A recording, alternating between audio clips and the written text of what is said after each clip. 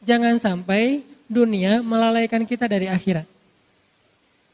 Kalau enggak sampai melalaikan, enggak apa-apa. Kita boleh mencintai pasangan, kita boleh bersenang-senang dengan pasangan. Kalau enggak ada pasangan, sabar dulu. Kita boleh punya kendaraan yang bagus, kita boleh punya, kalau di sini al-khailul musawwamah. Kita boleh punya onta ataupun kuda yang bagus. Musawwamah itu kuda dan onta yang mahal loh. Harga kuda Nabi itu di atas 300 juta. Harga onta Nabi itu mungkin sekitar 2 miliar.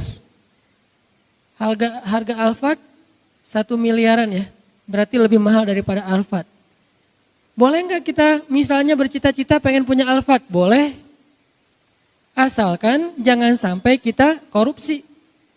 Jangan sampai kita bohong, jangan sampai kita curang, jangan sampai kita ngezolimin orang lain yang nanti merugikan dunia dan akhirat kita. Boleh enggak kita berharap punya istri yang cantik?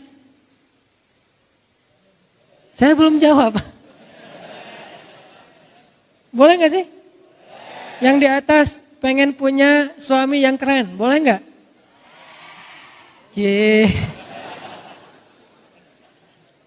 Boleh share akun Instagramnya ke belakang. Diedit dulu tapi postingannya. Yang warnanya gelap diterangin ya. Kenapa boleh? Padahal di dalam ayat ini Allah mengatakan zuyyina linnas hubbus syahawati minan nisa. Dijadikan terasa indah di pandangan manusia itu syahwati minan nisa. Syahwat itu bukan cuma cinta ya. Di sini bahasanya terjemahannya halus. Syahwat itu kebutuhan biologis.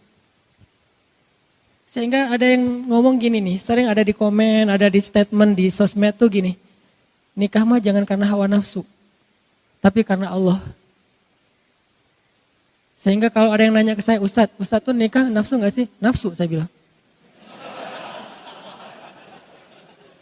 Kalau gak nafsu gimana caranya? Wah Ustadz gak benar, berarti nikahnya gak ikhlas karena nafsu.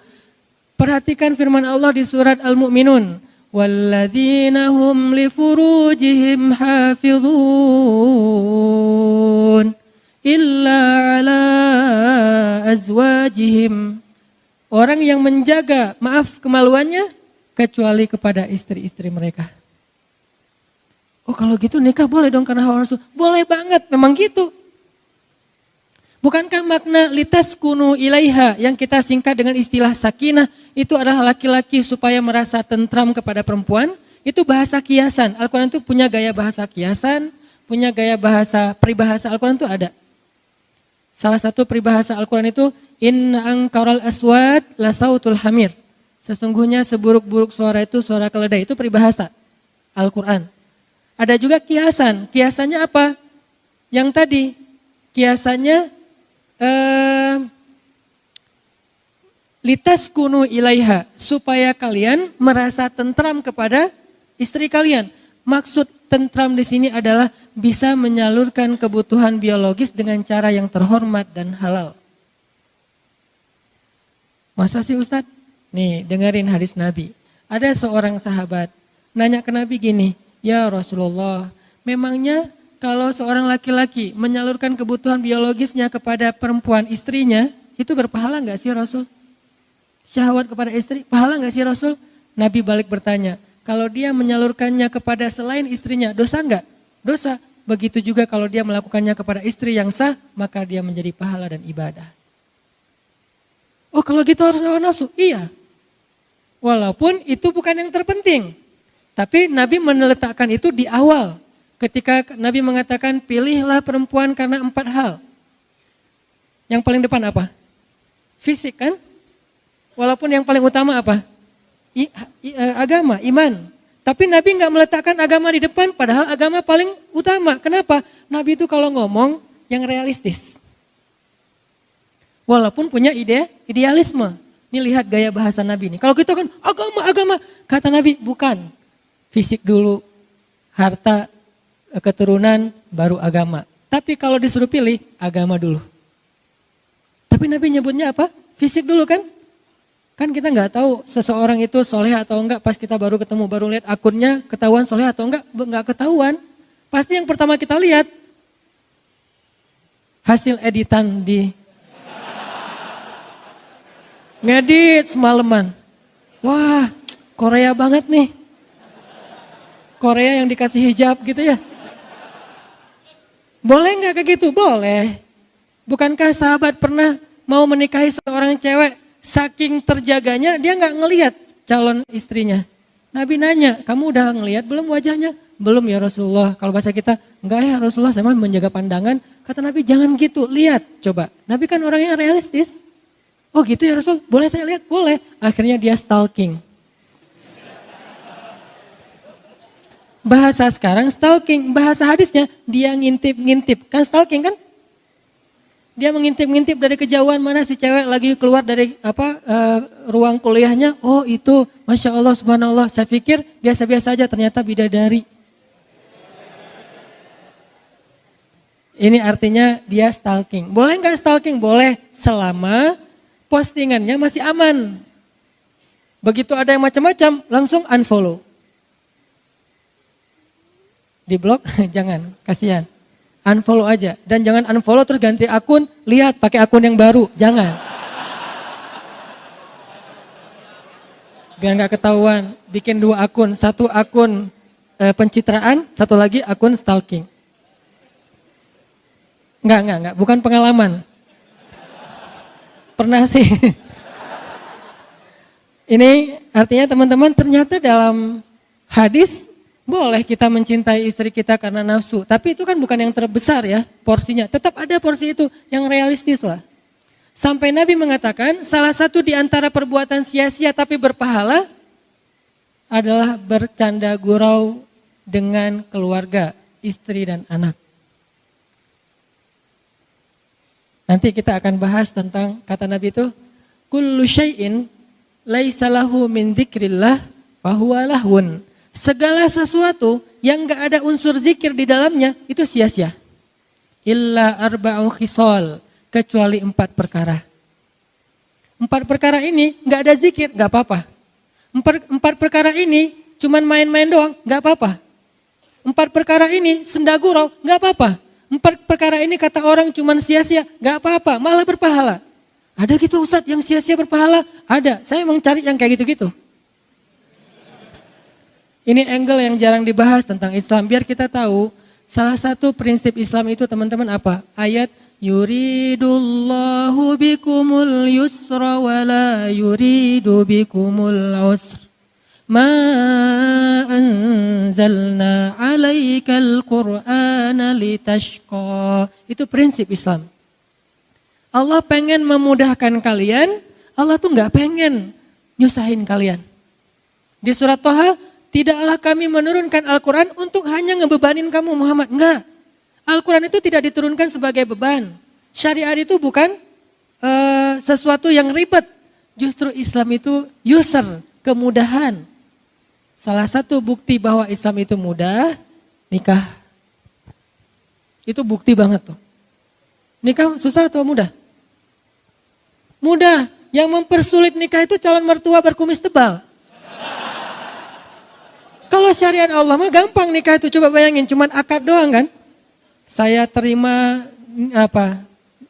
nikah fulanah binti fulan dengan mahar sekian-sekian. Kata saksi enggak sah, berarti yang mempersulit bukan Allah tapi saksi. Kenapa saksi mempersulit? Ternyata saksinya mantan. Hati-hati cari saksi ya.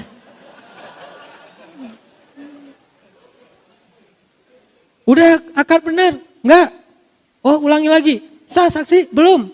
Seharian enggak bakalan sah kalau saksinya adalah M bintang-bintang. Cari saksi itu yang netral, yang udah move on. Ustadz, insya Allah ya. Nih teman-teman, artinya akad nikah itu sederhana loh. Kalau kita nggak bisa akad dengan bahasa Arab, maka kita bisa pakai bahasa Indonesia. Nggak bisa hafal, boleh nyontek. Salah bisa diulang. Salah lagi bisa diulang, nggak boleh sampai 3 kali salah passwordnya dikunci, nggak ada tuh. Kan kalau akun yang lain 3 kali salah masukin password nggak bisa lagi ya. Kita harus detect lagi tanggal lahir, nama ibu, permainan yang disukai waktu kecil segala macam. Kalau lupa gimana? Itu sulitnya birokrasi manusia. Kalau Allah mah asik-asik aja. Salah, ya udah nggak apa-apa ulang. Seharian diulang Allah tungguin. Begitu benar sekali, sah, Allah bahagia. Malaikat bahagia, ngedoain kita tuh malaikat tuh. Sebetulnya nikah itu sederhana, cuman kayak gitu doang mengubah status orang yang tadinya sentuhan aja nggak boleh, sekarang sentuhan jadi berpahala. Tadi saling ngelihat tuh nggak boleh, sekarang ngelihat berpahala. Salah satu hobi saya di rumah tuh lihat-lihatan. Maaf ya. Saya tuh kalau di rumah gini aja. Masya Allah. Tuh, wah, saya di rumah alhamdulillah ya. Jarang salat sunnah kecuali salat sunnah yang muqayyad. Kalau mutlak itu jarang. Salat sunnah mutlak itu kan bebas ya kapan aja ya. Itu jarang. Karena diganti dengan memandang wajah istri. 4 hal ya. Boleh walaupun sia-sia. Boleh tuh. Kullu syai'in laisa lahu min dzikrillah fahuwa lahwun illa arba'u khisal. Segala sesuatu yang tidak ada zikir kepada Allah di dalamnya lahwun, sia-sia, kecuali 4 perkara. 1, masyur rajul bainal ghardain. Bolak-baliknya seorang laki-laki di antara 2 spot. Apa maksudnya? Berburu. Kalau bahasa ulama memanah. Dari tempat dia memanah sampai target, terus nanti anak panahnya udah sampai di sana, dia ambil, balik lagi, manah lagi, mungkin cuma 1 anak panahnya atau 2, balik lagi, manah lagi, bolak-baliknya sambil bercanda gurau, sambil ketawa-ketawa, itu adalah ibadah, bayangin. Cuman sebagian ulama menafsirkan hadis. Kalau dulu konteksnya memanah, kalau sekarang berburu. Intinya menembak kan, bisa berburu pakai senapan angin, bisa berburu dengan senjata api, bisa juga latihannya yang kecil-kecil dulu, paintball, airsoft gun. Intinya belajar nembak. Dan itu walaupun ketawa, walaupun bercanda, berpahala, bayangin. Makanya saya bilang ada main juga dalam Islam, malah berpahala. Kalau niatnya apa? Karena Allah SWT. Tinggal niat doang yang dirubah. Oh, saya pengen belajar nembak nih. Pakai apa? Senapan angin dulu deh. Kan olahraga nih. Nanti gede sebelah gitu. Udah. Atau paintball yang standar-standar dengan niat ukhuwah, silaturahim, mendekatkan kesolidan organisasi. Sekalian belajar sabar, belajar teliti. Nanti airsoft gun naik lagi jadi senjata api kalau legal. Ada apa mungkin organisasinya. Berburu babi, berburu rusa segala macam. Itu bolak-balik antara satu tempat ke tempat yang lain malah berpahala. Bukan hanya itu. Nabi itu pernah jalan dengan Abu Bakar dan Umar bertiga. Kan ini segeng ya. Soulmate banget nih bertiga. Karena Nabi itu ada sahabat, ada geng. Sahabat Nabi itu Muhajirin dan Ansor. Geng Nabi, Abu Bakar dan Umar. Itu geng. Biasanya Nabi kalau pengen me time, gak ada yang boleh ketemu Nabi kecuali 2 orang ini. Abu Bakar dan Umar, tambah Utsman 1 lagi. Kayak saya pernah ceritakan Nabi lagi me time di sebuah sumur. Cuma pengen sendiri aja. Terus suruh seorang sahabat jagain pintu sumur, gak boleh masuk. Tiba-tiba datang Abu Bakar, ribut, saya pengen ketemu Nabi, nggak boleh, kata Nabi nggak boleh, sekarang nggak ada waktu selfie. Terus kata Nabi, siapa itu ribut-ribut di depan? Kata sahabat yang jagain, itu ini Abu Bakar ya Rasulullah. Kata Rasulullah, izinkan dia masuk, dia itu ahli surga. Masuklah Abu Bakar, duduk di sebelah Nabi, menjulurkan kakinya ke sumur. Ini sebagai sebuah nubuwah, sebagai sebuah berita bahwa Abu Bakar nanti akan dimakamkan di sebelah Nabi. Terus datang lagi Umar. Saya pengen masuk, gak boleh kata Nabi gak boleh masuk. Tapi saya pengen masuk, saya satu geng sama Nabi, gak boleh pokoknya. Apa itu rame-rame? Ini Umar ya Rasulullah, izinkan dia masuk, dia ahli surga. Masuk aja Umar, saya juga bilang apa, boleh masuk, masuk aja. Ini mah kalau kita ya. Masuk Umar, duduk di sebelah Abu Bakar. Nubuat bahwa Umar akan dimakamkan di sebelah Abu Bakar. Seperti itulah posisinya. Duduk di sumur gitu bertiga, ngobrol-ngobrol santai. Apa yang diobrolin? Gak tahu, pokoknya santai aja nih. Kalau kita mungkin lagi ngopi-ngopi gitu, wah ini bagus nih, sifon, ini apa 360 apa segala macam. Gak penting sih yang diomongin. Lagian namanya juga lagi me time. Datang lagi yang ketiga, Utsman. Saya pengen masuk, gak boleh. Saya pengen masuk, gak boleh. Apa itu rame-rame di depan? Ini Utsman ya Rasulullah. Izinkan Utsman masuk, sesungguhnya Utsman adalah sebaik-baik pemuda surga. Lebih daripada Abu Bakar dan Umar istilahnya. Sebaik-baik pemuda surga. Masuk Utsman. Tempat tadi udah penuh. akhirnya Utsman duduk di seberang, itu menjadi nubuat, takwil bahwa Utsman akan dimakamkan di Baqi, tidak di sebelah Rasul, Abu Bakar dan Umar. Ini banyak cerita-cerita kayak gini yang jarang kita bahas. Dan angle-nya apa? Oh ternyata Nabi juga ngegeng gitu ya. Karena yang nyambung kalau TikTok tuh cuma mereka bertiga nih. Kalau yang lain diam dengerin aja, sami'na wa ata'na, Masya Allah, Masya Allah. Kalau ini enggak ya Rasulullah, gini. Suka berbeda pendapat dan itu seru. Makanya salah satu yang keren dari pernikahan itu kalau kita bisa chat sama istri kita tuh kadang-kadang rame, debat. Tapi setelah itu pelukan, ya. Ini teman-teman, ternyata berburu itu sesuatu yang luar biasa di sisi Allah. Sampai ada hadis Nabi, nanti cek lagi deh. Nabi bilang gini, malaikat itu menyaksikan dua hal. Dua olahraga itu, dua permainan, malaikat menyaksikan. Satu, berburu, kedua, lomba berkuda atau onta. Itu malaikat nonton loh. Bukan cuman malaikat diam, tapi nonton. Bayangin kalau nonton kira-kira kita gimana? Wah seru gitu kan? Malaikat yusyahid. Arti yusyahid, malaikat ikut nonton acara berburu sama balapan. Jadi kalau dulu konteksnya berkuda beronta, sekarang mungkin BMX, ngetrail, off-road, touring, itu malaikat nonton loh. Arti malaikat nonton, malaikat tuh senang dengan kegiatan-kegiatan kayak gitu. Kalau niatnya karena Allah. Yang dilarang apa menurut ayat 14 surat Ali Imran? Jangan sampai gara-gara itu telat sholat, itu doang masalahnya. Makanya saya sering bilang, fun itu gak harus nambah dosa, tetap bisa fun kok. Kita bisa asik, bisa seru tanpa harus nambah dosa. Karena Islam itu luas banget. Sampai kita balapan aja selama gak melanggar lalu lintas, malaikat nyaksiin. Kita berburu, malaikat ikut nonton. Mana? Malaikat ikut nonton. Makanya Nabi pernah jalan bertiga nih. Rasul, Abu Bakar, Umar jalan bertiga. Lewat orang yang lagi mana? Terus ada satu laki-laki pas mau manah gitu dia bersumpah. Demi Allah ini akan kena sasaran. Kan orang Arab kalau ngomong tuh suka wallahi ya. Wallahi ini akan kena sasaran. Wallahi ini akan kena sasaran. Ternyata meleset. Kata Abu Bakar, dia sih sumpah. Berarti gak kena sasaran tuh berarti dia harus bayar kifarat sumpah. Kata Nabi, sumpah dalam masalah memanah maka itu dimaafkan. Sampai segitunya. Sahabat saking seriusnya pengen kena sasaran tuh dapat poin yang paling gede di tengah. Dia sampai sumpah, demi Allah ini kena nih. Ternyata meleset, kata Abu Bakar yang lewat, dia sih udah terlanjur sumpah meleset, berarti dia harus bayar denda, kifarat sumpah. Kata Nabi, sumpah dalam memanah dimaafin. Menunjukkan gimana mudahnya Islam memberi ruang untuk orang main. Jadi kalau kita berburu, ini kena nih, demi Allah ini kena nih. Tapi jangan dimain-mainin ya, karena dia serius nih. Ini kena nih demi Allah, gak kena. Wah lu udah sumpah tuh, bayar tuh kifarat. Bayar kifarat sumpah kan lumayan gede tuh.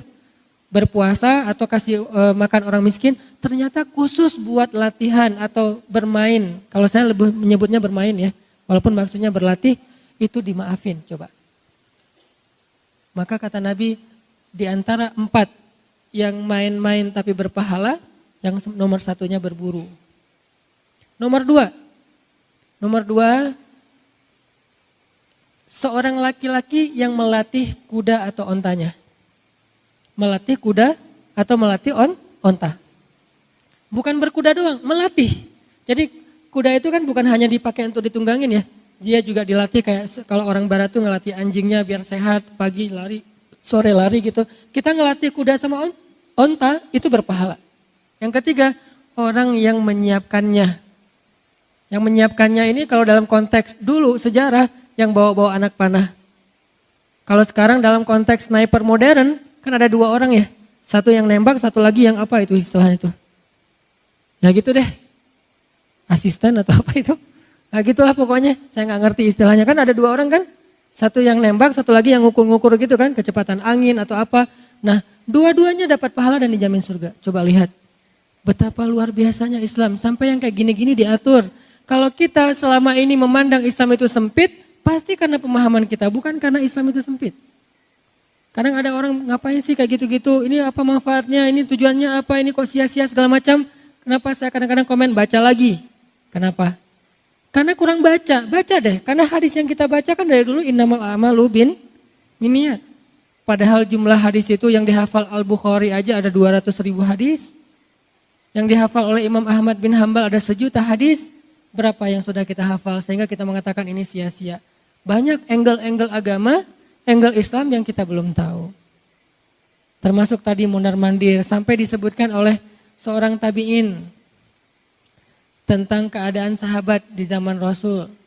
Dia bilang, saya melihat banyak sahabat-sahabat Nabi itu ketika memanah, lagi latihan, kalau sekarang bermain, antara satu spot ke spot yang lain, mereka sambil ngambil anak panah, sepanjang perjalanan mereka bersenda gurau, bermain-main, saling tertawa, dan kata mereka ini sesuatu kebaikan. Jadi nggak sekaku, mana mau wajahnya apa serius gitu ya, terus lempeng aja. Kalau ada yang ketawa, astagfirullahaladzim nggak boleh banyak ketawa. Nggak gitu-gitu amat Islam teh. Tapi kan ada hadis Nabi yang mengatakan, kalau kalian ngelihat apa yang aku lihat, kalian akan sedikit tertawa dan banyak menangis. Hadis ini harus dibandingkan dengan hadis yang lain. Kenapa itu boleh ketawa, kenapa ini nggak boleh? Menunjukkan bahwa konteksnya ada sahabat ketawanya nggak penting. Ketawanya itu kebanyakan, ketawanya itu sesuatu yang sifatnya sia-sia. Kalau ketawa, kalau bercanda dalam urusan kayak gini nih, sesuatu yang bermanfaat, maka itu dibolehkan. Bahkan Nabi pernah dalam perang Khaybar. Perang Khaybar tuh Nabi tuh dalam satu perjalanan tiba-tiba beliau nanya, saya lupa namanya nanti cek lagi. Mana Fulan bin Fulan? Siapa yang ditanya sama Nabi? Seorang sahabat yang dia itu pintar mencairkan suasana. Keahlian dia itu dia kayak stand up comedy gitu, tapi positif. Dia tuh kalau ada di tengah-tengah sahabat yang lain, itu semuanya jadi suasananya tuh jadi cair, keadaannya jadi nyaman, ucapannya tuh renyah. Sehingga Nabi itu nanya dia ketika dalam perjalanan Khaybar. Kenapa? Karena perjalanan Khaybar ini cukup menegangkan. Para sahabat itu agak-agak khawatir gitu. Soalnya perjalanannya kan sebelum subuh kabut mau ngepung benteng Khaybar. Benteng Khaybar itu bertingkat-tingkat. Sahabat tegang. Dalam kondisi kayak gitu Nabi nanya, mana Fulan bin Fulan? Supaya apa? Supaya dia bisa lucu di depan kita terus kita jadi santai gitu. Coba lihat. Ternyata yang punya semangat humoris, yang punya bakat ngejok gitu, itu ternyata di antara sahabat dibutuhin juga tuh. Walaupun jumlahnya nggak banyak. Jangan semua sahabat jadi komik ya, mungkin 1-2 gitu. Ada porsinya. Yang jelas hal yang kayak gitu diapresiasi dalam Islam selama masih positif. Nggak mencela agama, nggak sara, nggak dusta. Nah selama masih positif, itu sesuatu yang diapresiasi dalam Islam.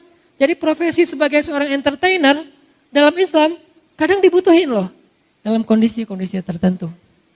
Makanya kadang-kadang ada teman-teman dari organisasi kemanusiaan tuh kalau pergi ke Palestina, pergi ke kamp pengungsian di Suriah tuh, kerjaan mereka tuh bukan cuman bagi-bagiin obat, pangan gitu enggak. Kadang-kadang cuman menghibur, kayak kita misalnya ada korban bencana alam gitu kan ya. Bikin kayak playground buat anak kecil, terus bikin games dan segala macam. Oh, ini aktivis gak penting banget sih, datang-datang cuma menghibur doang, bukan nyuruh ngaji, bukan nyuruh zikir, sholat.